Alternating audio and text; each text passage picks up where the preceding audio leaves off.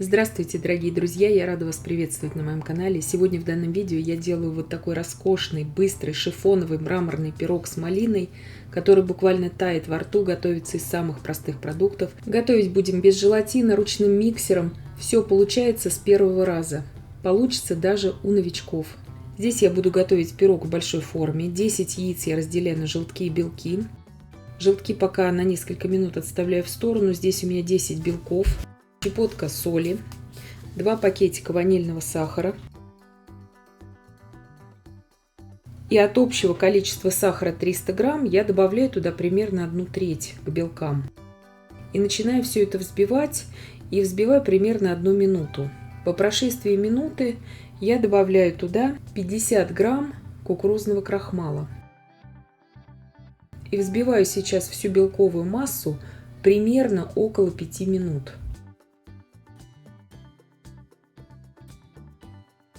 Вот такая пышная, глянцевая, красивая меренга в итоге у нас получается. Отставляю пока ее в сторону и взбиваю теперь желтки. Сначала разбиваю пленочки у желтков и добавляю туда порциями весь оставшийся сахар. Желтки я взбиваю тоже примерно около 5 минут. Делается этот пирог очень быстро, а результат порадует всех. Добавляю туда 150 мл молока комнатной температуры и также 100 грамм растительного масла без запаха. Все это просто перемешиваю, ничего больше долго не взбиваю. Просеиваю сейчас к желткам 300 грамм муки.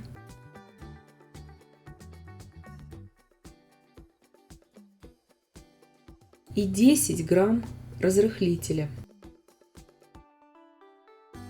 Все это очень аккуратно прорабатываю миксером. Ничего здесь долго тоже не взбиваю, просто чтобы все ингредиенты объединились.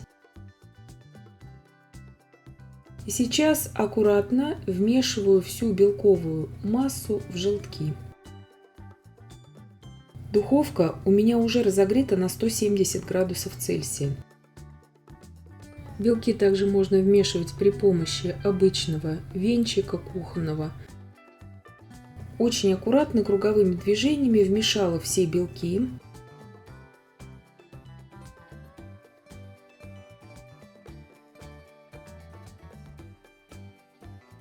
Теперь половину теста я выливаю обратно в ту емкость, где я взбивала белки. Конечно, это тесто можно также взбивать в планетарном миксере, тогда не нужно разделять белки и желтки в яйцах. И уже в конце вводить всю сухую смесь. Здесь у меня 40 грамм какао-порошка и 70 мл горячей воды.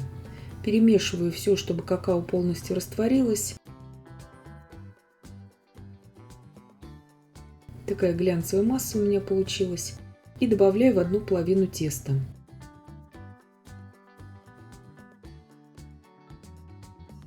Сейчас все это аккуратно перемешиваю, и это у меня будет таким образом шоколадное тесто.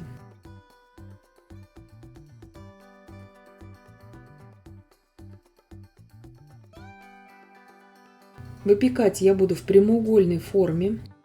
Форма у меня большая здесь, 34 на 24 сантиметра. Также вы можете здесь использовать и круглую форму 28-30 сантиметров в диаметре. Сначала выливаю шоколадное тесто и на него сразу выливаю светлое тесто ванильное.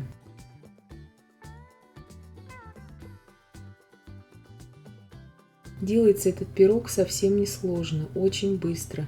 На вкус получается нежнейший шифоновый бисквит.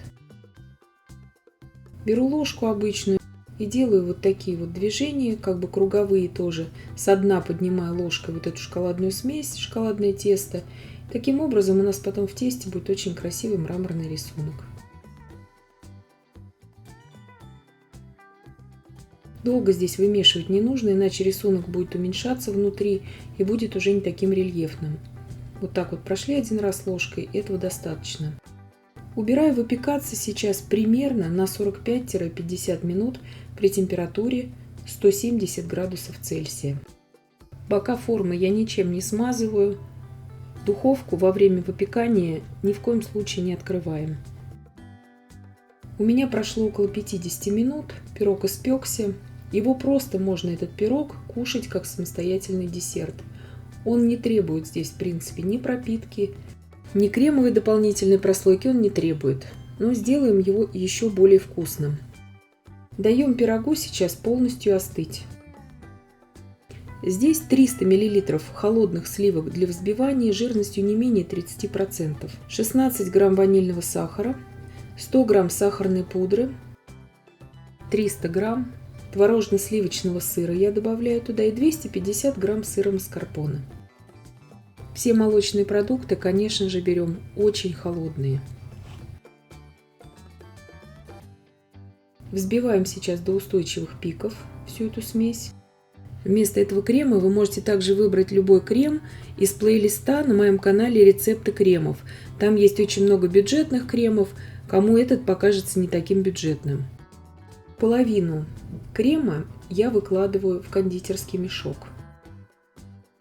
Это все на ваше пожелание. Вы можете не украшать вообще ничего кремом здесь, но я украшаю, получается, в принципе, очень красивые нарезные пирожные.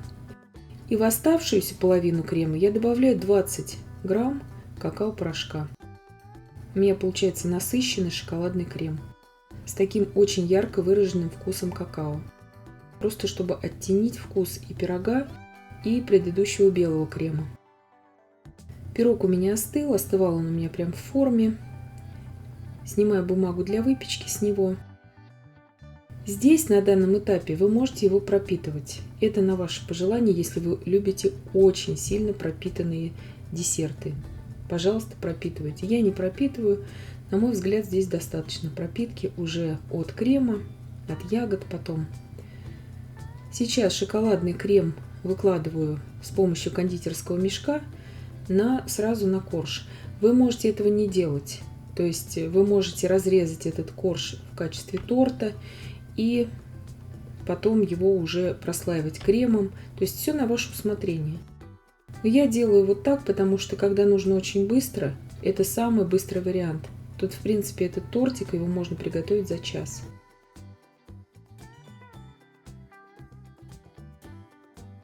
Здесь я беру 150 грамм замороженной малины. И вот так вот крошкой мелкой рассыпаю эту замороженную малину по всему коржу. Это очень экономично получается для использования малины, потому что малина ягода не очень бюджетная. Таким образом малина экономится, но в то же время она очень хорошо чувствуется во вкусе. Просто как такой лайфхак. Ее нужно вот таким образом измельчать в очень холодном замороженном виде. Тогда это будет действовать, когда ее только что достали из морозильной камеры.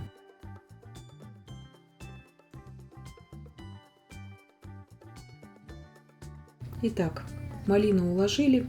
Сейчас остатками шоколадного крема я покрываю этот малиновый слой.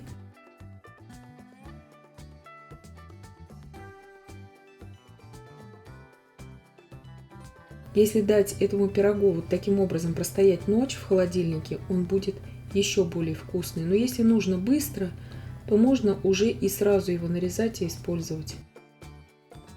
И сейчас белым кремом украшаю уже этот пирог на свое усмотрение. Здесь у меня кондитерская насадка 1М. Очень удобно из нее делать сразу большие завитки. Это занимает очень мало времени. И сразу вот таким образом отсаживаю и розеточки.